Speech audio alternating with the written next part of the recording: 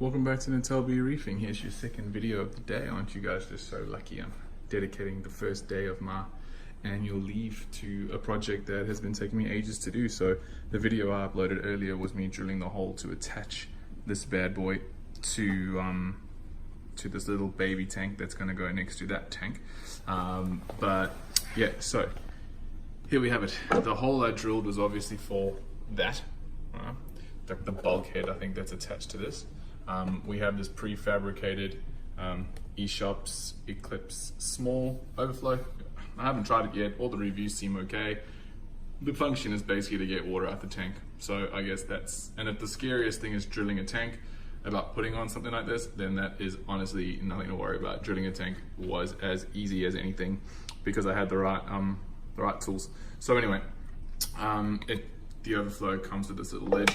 They say it's to make it quieter. Maybe it will, I don't know. Anyway, so the part that was probably the hardest here in Australia, and if any of you guys have got one of these and you've managed to do it easier, please don't make any comments here unless you, actually please make a comment, because if someone's watching this and they're not sure how to do it, they obviously need to know. But I spent about 45 minutes in a hardware store trying to find the right connections to fit here. So this is where the water will go to the sump. I'm going to drain it into that sump there. Obviously this is going to be the other way around. It's going to drain down the back into there. Now we've got the primary drain and what I'm assuming this will be the emergency drain, but I had to do this. So I couldn't find just one thing to screw onto the outside of this, and anyway I think it would have been way too big.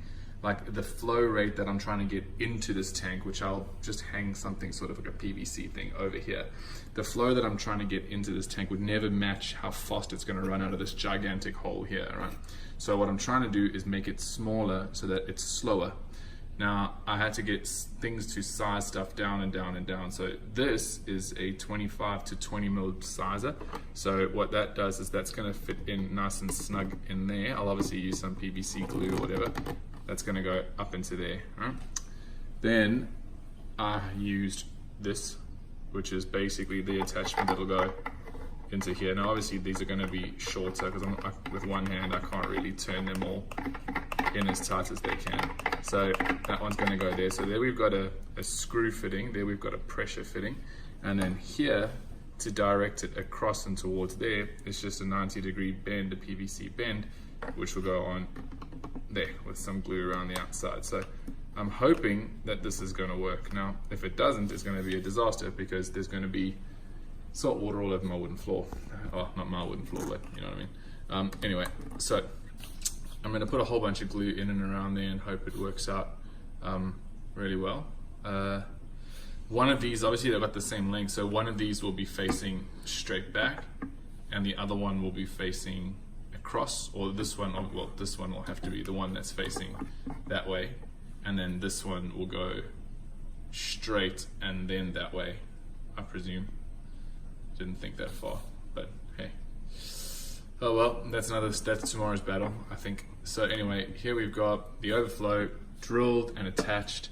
The next thing that I'm going to try and do is I'm going to try and figure out a way to get that S1 and that green pipe to split.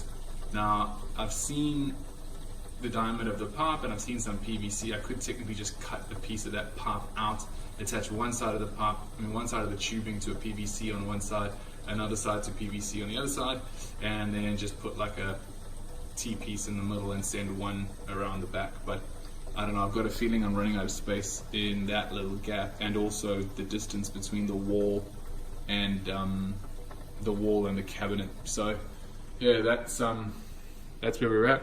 We've got this attached, we've got this sorted out, well kind of sorted out, and I will let you guys know as everything goes along. So thanks for watching, and peace.